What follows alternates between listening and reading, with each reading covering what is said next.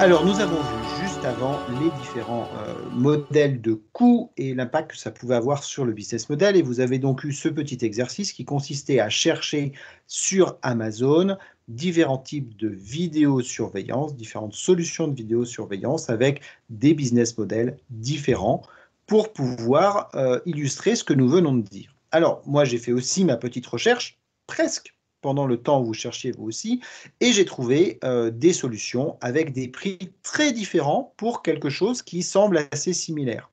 Et donc, par conséquent, qui doivent avoir des modèles de coûts et des modèles business qui sont eux aussi différents.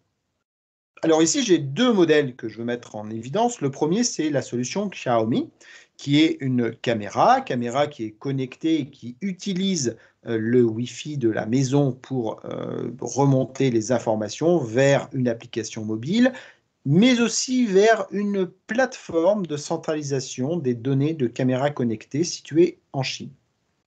Alors, cette caméra, elle est vendue au prix de 33 euros TTC, livrée à la maison. Je ne vous cache pas que c'est imbattable par rapport à l'excellente qualité du produit. Et donc, on peut se poser un certain nombre de questions. Mais très clairement, ce produit-là est commercialisé sous la forme d'un objet connecté.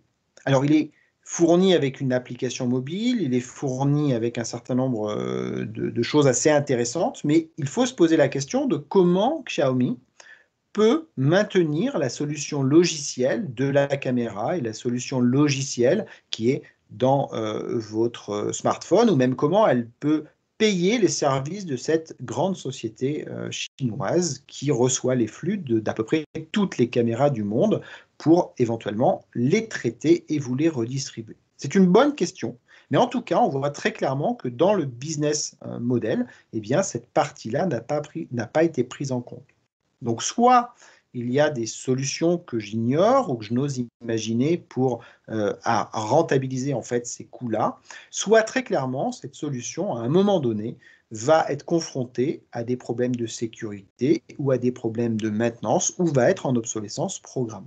Une approche totalement différente du côté d'Arlo, qui fournissent des caméras qui, d'un point de vue technologique, sont légèrement plus avancées que celles de Xiaomi, mais qui, fondamentalement, ne sont pas vraiment différentes. Et vous voyez que là, on a un prix de 600 euros TTC pour deux caméras, c'est-à-dire 300 euros la caméra, c'est-à-dire un prix qui est 10 fois plus élevé que celui de la caméra de Xiaomi.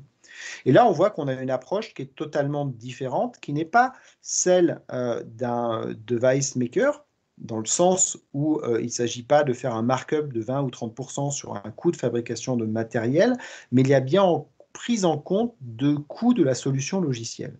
Alors, pourquoi je vous dis ça? Tout simplement parce que d'un point de vue fabrication, le matériel Arlo, s'il coûte un peu plus cher que la solution Xiaomi, n'est pas non plus quelque chose qui coûte 10 fois plus cher. On est plutôt sur quelque chose qui va être à peu près de l'ordre de 2 fois plus cher dans ces horizons-là. Mais ce qui est intéressant, c'est de regarder ce qui s'est l'aventure Arlo en fait. Alors moi, j'ai eu la chance d'être dans les bêta-testeurs de la solution qui a précédé Arlo et qui s'appelait ViewZone. Et il faut savoir que ViewZone et Arlo sont en fait des produits d'une société qui s'appelle Netgear, qui est une société de Taïwan, si je ne me trompe pas, et qui depuis maintenant pratiquement 15 ans fait des solutions de ce type-là, mais aussi tout un tas d'autres types de matériel, et qui sont plutôt des gens qui sont sur une approche device maker. Ils font entre autres des solutions qui permettent des routeurs Wi-Fi, par exemple, pour connecter ses ordinateurs à la maison, ou des extenseurs de Wi-Fi. Vous avez sans doute du matériel de chez eux, chez vous, il y a de grandes chances. Et donc, c'est plutôt des gens qui sont sur des systèmes de device maker. Et quand ils ont arrivé sur le marché avec la solution ViewZone, eh bien, ils ont reconduit ce modèle-là. C'est-à-dire qu'ils ont monté des systèmes qui étaient vendus peu cher à l'époque. Enfin, ça restait un peu cher, mais on va dire que les deux caméras étaient plutôt à 149 euros qu'à 600 euros. Et avec un système qui était un système où l'objectif était de dire vous avez du freemium.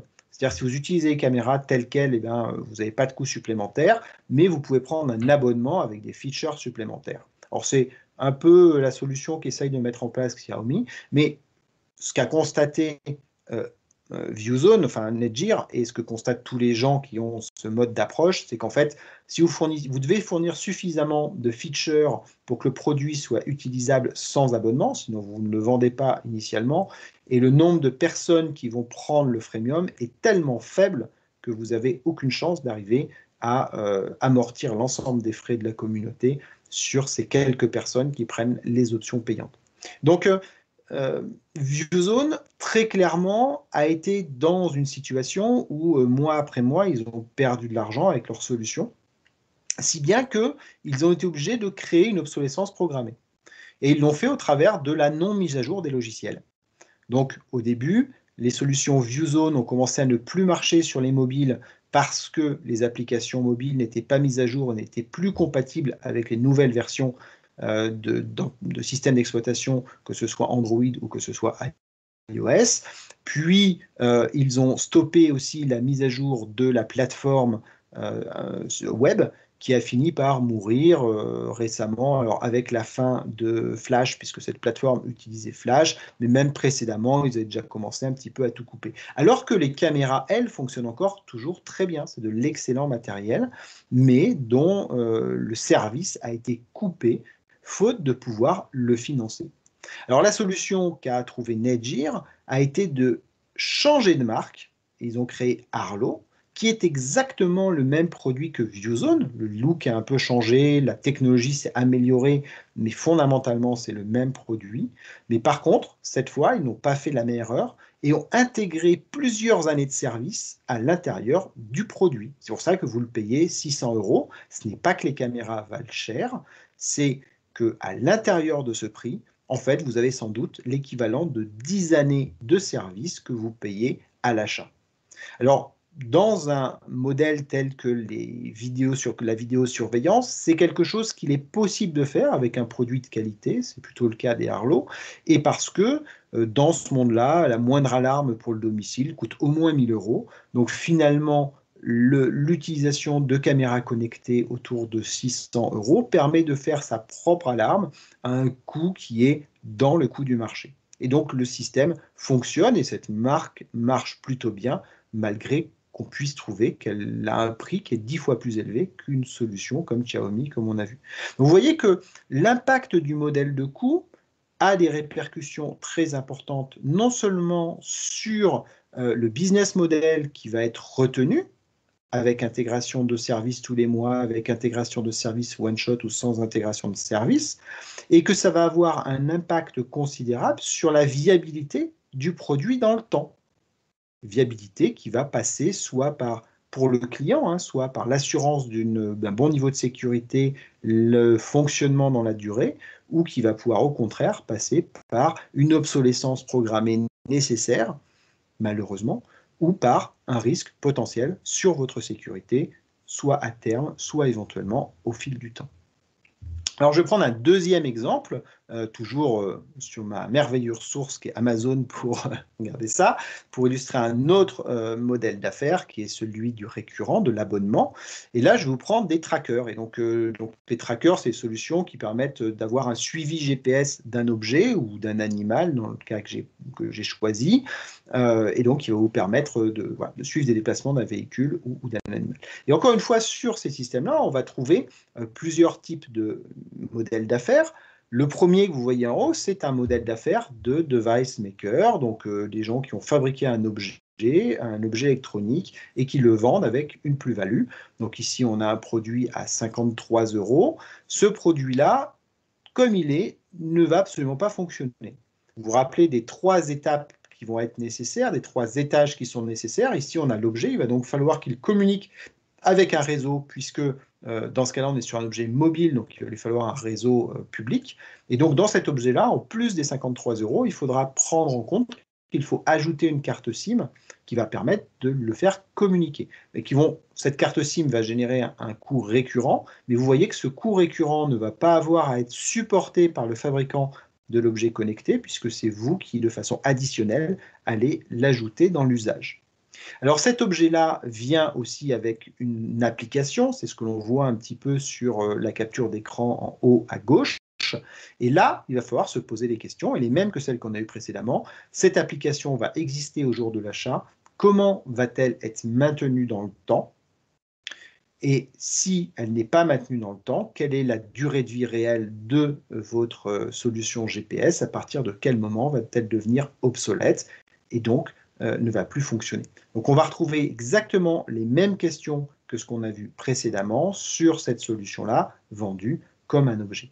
En dessous, on a une solution qui est une solution connectée pour un animal, qui donc est aussi un GPS, et qui, lui, est vendu à un prix qui est bien inférieur, mais nécessite un abonnement pour pouvoir être utilisé. Et donc, vous voyez qu'en fait, à 19,19 €, voilà, qui est a priori un prix promotionnel par rapport au prix normal de 49 €, eh bien, vous avez un abonnement requis, hein, ce qui est mis en évidence ici. Et cet abonnement requis peut avoir plusieurs types d'offres, le basique, le premium, et ainsi de suite, comme on va retrouver avec des fonctionnalités différentes. Alors l'avantage d'avoir une solution avec un revenu récurrent, comme c'est le cas ici, c'est que finalement, le collier, le matériel en lui-même, pourrait pratiquement être donné ou être vendu en tout cas à prix coûtant. C'est pour ça que là, vous avez une super promo à 19,19 €, parce que l'objectif, le cœur du business model, c'est l'abonnement avec sa récurrence. Vous voyez que les abonnements sont quand même assez élevés, puisqu'on est sur 49,90 € à l'année pour le basique, et sur le premium, on est à 59,90 €. Donc quand vous prenez les 19,19 € plus l'abonnement, vous êtes sur une offre qui est au-dessus des 52,99 € de l'offre que vous avez, mais surtout, pour le fournisseur, le solution provider, eh bien, vous avez un revenu qui chaque année va être de 49,90 €. Alors ça, on pourrait se dire que c'est un coût qui est plus important pour la personne qui achète, mais c'est aussi la garantie que le service va durer dans le temps, la garantie que le service va s'améliorer au fur et à mesure, et la garantie que le service va être sécurisé. Alors, quand je dis que c'est une garantie que le service va, il y a quand même une condition importante, c'est que puisque la solution nécessite un service pour pouvoir être utilisé, eh bien, il va falloir s'assurer de la pérennité aussi de l'entreprise qui fournit ce service-là, car si au bout de 6 mois, l'entreprise cesse son activité, bah bien entendu, le service va s'arrêter, car les ordinateurs qui font tourner le service vont eux aussi s'arrêter. Ceci étant dit, pour le traceur que vous avez en haut, il est aussi tout à fait possible, s'il utilise des serveurs, que la même question se pose, à la différence près que le fournisseur, n'ayant pas pris en compte le besoin de financer ce service-là, ben il risque de fermer plus vite son service, même si lui-même n'a pas fermé boutique. Voilà. Donc, vous voyez que le modèle de coût implique des business models qui sont différents, qui doivent donc prendre en compte les coûts récurrents des solutions, et peuvent le faire de façon différente. Ils peuvent le faire en ayant des coûts, des revenus, enfin une tarification qui est elle aussi récurrente. Ils peuvent intégrer une durée moyenne à l'intérieur de la tarification initiale, ou ils peuvent chercher d'autres façons de le faire, car il n'est pas dit qu'il n'y a pas, pour les device makers que nous avons eu précédemment, d'autres façons d'arriver à financer ces coûts récurrents. Et c'est un peu ce dont nous allons parler dans la partie qui va suivre et qui concerne l'utilisation de la donnée dans les solutions IoT et la valorisation de cette donnée. Mais avant d'en arriver là, je vais représenter finalement ce que nous avons dit et le risque pour une solution IoT lorsqu'elle ne prend pas bien en compte les modèles de coûts dans son business model, eh bien, c'est de devenir ce qui est devenu ce premier objet connecté, qui était un pionnier, qui est un objet connecté français, hein, notre superbe lapin connecté dont nous avons déjà parlé, le Napstag. Eh bien, quand les gens qui ont fait cet objet-là ont commencé à lancer cet objet sur le marché, on va dire, ils ne se sont sans doute pas posé toutes ces questions-là. Ils n'avaient pas cette vision-là, parce qu'ils étaient pionniers dans le domaine. Et donc, ils ont fait les premières erreurs. Mais ils ne sont pas les seuls à les avoir fait. Alors, si on regarde, finalement, dans le temps, à la fois les coûts et à la fois les revenus, eh bien, on voit que dans le cycle de vie d'un objet connecté ou une solution connectée, tout d'abord, on a un investissement qui est nécessaire pour la fabrication des prototypes, tout ce qu'on a vu précédemment, hein, tout cet investissement initial initial qui est nécessaire. Et dans cette phase d'investissement initial, bien entendu, il n'y a pas de revenu puisqu'il n'y a pas encore de vente, puisque le service n'est pas encore opérationnel. Sorti de cette phase d'investissement, eh bien, on rentre sur le marché et on a des coûts qui sont un petit peu moindres, mais il faut quand même payer les équipes, il y a des activités commerciales, il y a du support qui est à mettre en place, donc on continue à avoir des coûts qui sont là, mais on a des revenus qui sont liés à la vente. Et là, si on a la chance, et c'était le cas pour le Napstag, c'est un objet qui devient un objet de mode, qui est un objet fashion, qui touche une population geek, et donc qui commence à être vendu dans un volume assez intéressant.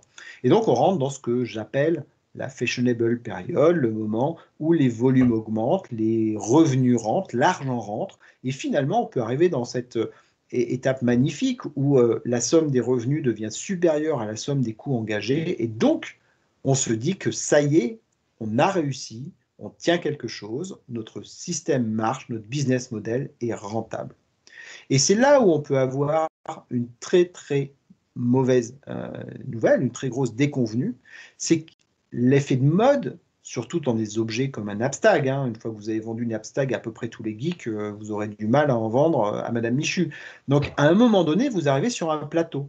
Ce plateau, il peut venir du fait que, en effet, vous êtes sorti de mode, mais il peut aussi venir du fait tout simplement que vos concurrents sont arrivés sur le marché. Parce qu'à partir du moment où vous commencez à gagner avec votre solution, à montrer que ça peut être rentable, à ce moment-là, des gens se mettent à vous copier. Et en vous copiant, ils créent une concurrence. Le marché commence à se répartir, et donc vous arrivez sur un plateau. Alors à ce moment-là, le problème, c'est que vos coûts, eux, continuent d'augmenter. Parce que pour chaque objet que vous avez vendu, vous avez un coût récurrent mensuel lié à l'usage de cet objet-là.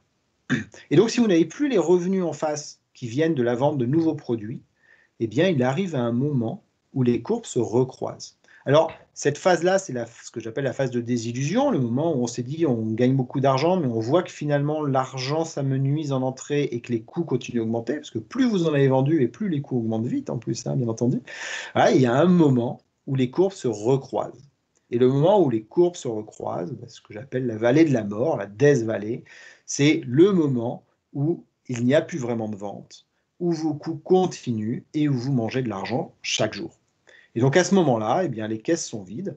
De deux choses l'une, soit vous avez réussi à rebondir en créant des nouveaux produits pour essayer de regagner un petit peu, mais vous aurez toujours par objet que vous aurez créé, vous aurez toujours une dette qui va s'accumuler de plus en plus.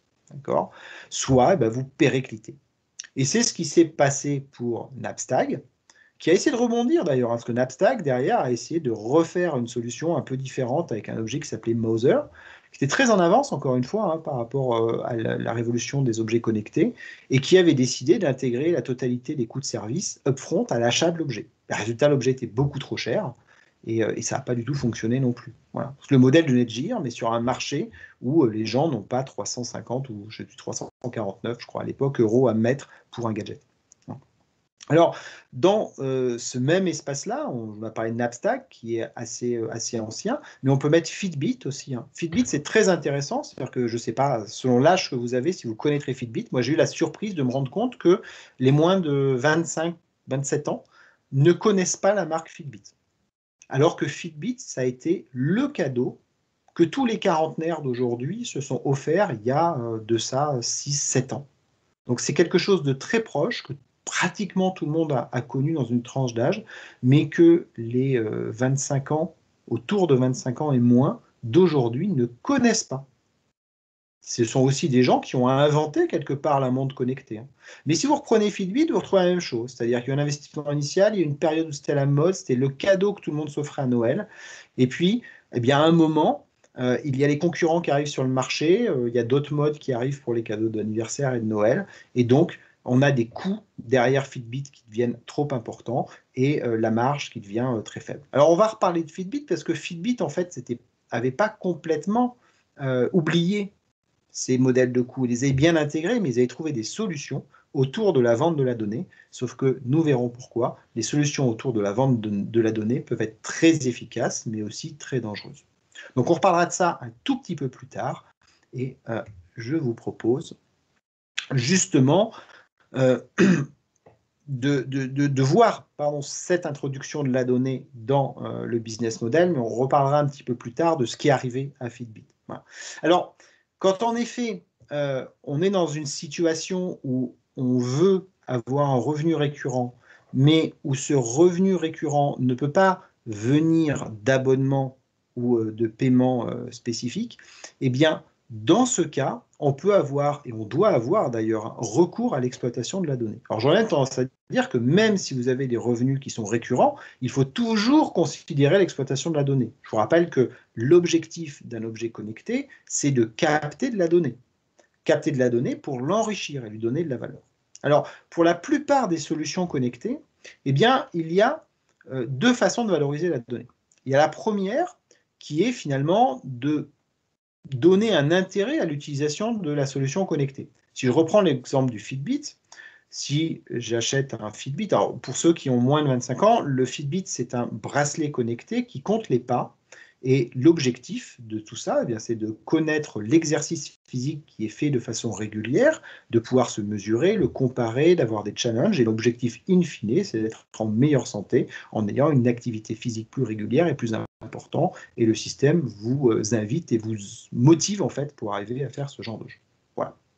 Alors ça, finalement, ce que je viens de vous décrire, eh bien, c'est ce que vous voyez en haut, une personne qui utilise un objet, qui récupère un insight, voilà, qui est visible, qui récupère cette information-là, et c'est le bénéfice. C'est pour ça qu'on a acheté l'objet, c'est pour ça que j'étais prêt à mettre 79 € dans ce bracelet-là, c'est parce que j'ai envie d'améliorer ma condition physique, j'ai envie de me comparer avec mes amis, de faire des challenges et de mesurer mes déplacements.